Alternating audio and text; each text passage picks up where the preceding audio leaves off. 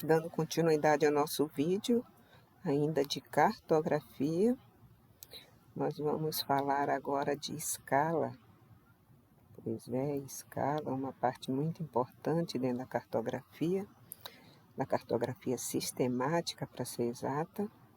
Então, quando nós falamos de escala, escala se refere à relação entre as dimensões de um objeto representado no papel e sua medida na superfície real. Tá? A representação gráfica de peças ou objetos de um determinado desenho técnico, ele pode ocorrer de formas diferentes em uma folha de papel. E dependendo das medidas reais desse objeto, é complicado representá-lo no seu tamanho real. Vamos imaginar aqui um tamanho real, uma ponte de 100 metros. Imaginem uma ponte de 100 metros ser representada no papel no seu tamanho real. Impossível, né? Então, nós temos que reduzir o tamanho real dessa ponte de forma que ela seja representada em suas medidas reais, mas de forma reduzida. Essa relação entre a medida real e as suas homólogas no papel chama-se escala, porque nós temos que reduzir proporcionalmente de forma que ela mantenha as suas medidas. Isso chama-se escala. Dentro da cartografia, essa escala ela é representada de duas formas, ou sobre a forma de escala numérica, ou sobre a forma de escala gráfica. Tá? Quando nós representamos sobre a forma de escala numérica, a escala numérica ela é representada sobre uma forma de fração. A forma de fração ela é representada, como aqui no exemplo, em forma de uma fração, como a gente conhece na matemática. E eu trouxe aqui o exemplo de 1 para 100 mil, onde no numerador eu tenho o número 1, tá? Que é a representação do mapa, e no denominador eu tenho 100 mil, que é a representação do terreno, a representação da área real. Então, aqui eu tenho, numerador é a medida no mapa, e o denominador é a medida correspondente no terreno. Aqui é a fórmula que eu trouxe para vocês para calcular a escala. Então, o E é a escala, o D menor, que é o Dzinho, é a dimensão gráfica ou a dimensão do mapa, e o D maior, que é o Dzão, é a dimensão real. Chamando a atenção só para uma dúvida muito comum, que é quando a escala é maior e quando a escala é menor. Tá? Então, eu trouxe aqui a escala de 1 para 25 milhões, e nesse mapa embaixo a escala de 1 para 4 milhões. Então, quanto maior o denominador da escala, menor a escala. E quanto menor o denominador da escala, maior a escala. Ok? Então, aqui em cima, essa escala de 1 para 25 milhões, ela é menor do que esta aqui de baixo, que a escala é de 1 para 4 milhões. Aqui eu tenho uma área muito maior do que o mapa de baixo, que é a representação só desse retângulo aqui, tá? Eu tenho uma área maior, mas com um detalhe de representação muito menor. Aqui foi como se eu tivesse dado um zoom nessa área, o detalhe é bem maior, tá? E a escala, 1 para 4 milhões, maior do que 1 para 25 milhões. A escala gráfica, ela é diferente. Ela é a escala de distâncias no terreno sobre uma régua graduada, tá? E ela vai me trazer como vantagem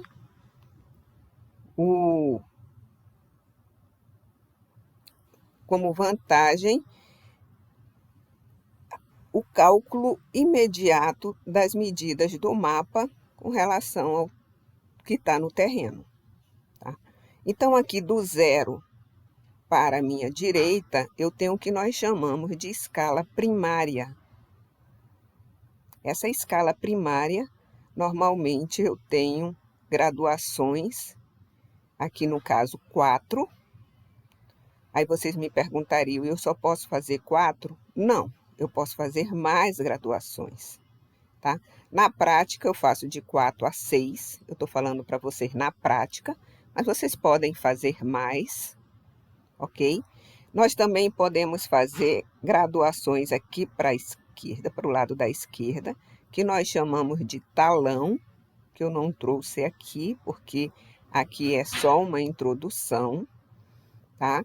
Esse talão, ele é mais uma subdivisão de medidas, porque a grande vantagem, aí agora a gente vai entrar nas vantagens da escala gráfica, a grande vantagem da escala gráfica é eu fazer medidas diretas. Então, se no mapa eu tenho a cidade A e a cidade B, e eu medi que da cidade A à cidade B eu tenho 2 centímetros, e eu vim com a minha régua aqui, e do 0 até o 400 eu medi 2 centímetros, então eu automaticamente já sei que da cidade A à cidade B eu tenho 400 quilômetros, sem precisar fazer nenhum cálculo. Essa é uma das grandes vantagens da escala gráfica. Eu sei medidas só em observar direto no mapa e medir com minha régua direto na escala gráfica. Outra grande vantagem da escala gráfica com relação a outra escala é que se eu pegar meu mapa e resolver ampliá-lo em 2 vezes, a minha escala gráfica também vai ter uma ampliação de 2 vezes. Então, eu não perdi a escala do mapa. Ao passo que essa escala aqui, que é a numérica, ela não vai mais ser a escala do mapa. Se eu ampliei o mapa em 2 vezes, essa escala do mapa não vai ser mais de 1 para 20 milhões. Ela vai mudar. Correto? Mas essa daqui, ela vai ampliar junto com o mapa, então ela se mantém. Essa é outra grande vantagem da escala gráfica. Então, é sempre bom você ter as 2 escalas, ou pelo menos a escala. Representação cartográfica. Quando a gente fala de representação cartográfica, a gente vai falar de 2 tipos de representações cartográficas. Há tipos de representação por traço, que vão trazer todas aquelas representações que são representadas por linhas. Então, nós vamos ter o globo, inicialmente, tá? Que é uma representação sobre uma superfície esférica. A escala é pequena, tá? Então, ele traz uma figura planetária representada. A finalidade dele é mais ilustrativa, muito utilizada nos colégios, para principalmente as crianças terem uma noção da esfericidade da Terra. Tá? Então, o que é a representação? Uma representação esférica, como característica principal, a escala muito pequena e é ilustrativo. Eu não vou utilizá-lo nunca para fazer uma localização no espaço, não vou utilizá-lo nunca para fazer medidas no terreno. Aí eu também tenho a planta, tá? A planta, ela já é diferente, ela é um caso particular de carta, ela se restringe a uma área muito limitada, a escala dela é grande, tá? Consequentemente, o detalhe é maior, ok? Então, ela representa uma área muito restrita. Nesses casos de planta, como a escala é muito grande, a curvatura da Terra não necessita ser levada em consideração, Por que eu digo isso? Porque quando eu estou trabalhando com áreas muito grandes, a gente tem que considerar que a Terra é esférica, então a gente tem que considerar a curvatura da Terra. Mas quando eu estou trabalhando com áreas muito pequenas, como é o caso da planta, eu não tenho que ter essa preocupação. Aí eu vou para carta. Carta é uma representação do plano, tá? Em escala de média a grande. Ela tem limites constituídos por folhas convencionais, tá? Normalmente as cartas, elas trazem muito detalhes dos tipos de coordenadas. Elas têm desdobramento em folhas articuladas de maneira sistemáticas, tá? São folhas mais precisas. Então, são cartas que normalmente a gente trabalha para a realização de trabalhos cartográficos, topográficos. Aí nós temos ainda os mapas, tá? Aí os mapas já são representações em escalas pequenas, escala muito pequenas. Então eles representam, também são mais para fins ilustrativos, mais genéricos. Eles também não têm muita precisão. Então, eles representam documentações gráficas gerais. Então, eles também não são utilizados para fins de localização e medidas no terreno. Aí nós passamos para tipos de representações por imagem. Quando a gente vai trabalhar com tipo de representação por imagem, nós encontramos eu trouxe para vocês só alguns, tá? Nós encontramos o fotoíndice, carta-imagem e mosaico. Eu trouxe só esses três, que é o que mais a gente utiliza. Então, o fotoíndice, por exemplo, ele é feito por montagem de superposição de fotografias, geralmente em escala reduzida, e é a primeira imagem cartográfica de uma determinada região. Normalmente, a escala do fotoíndice é reduzida de 3 a 4 vezes em relação à escala de voo, tá? Aí nós temos o mosaico, que é um conjunto de fotos, aqui nós temos, ó, de uma determinada área. Ela é recortada, montada, ela é montada de forma técnica e artística, de forma de dar a impressão que todo o conjunto é uma única fotografia. Aqui nós vamos encontrar 3 tipos de mosaico: o controlado, não controlado e o semi-controlado, que aí vai ser a forma de como ele foi montado.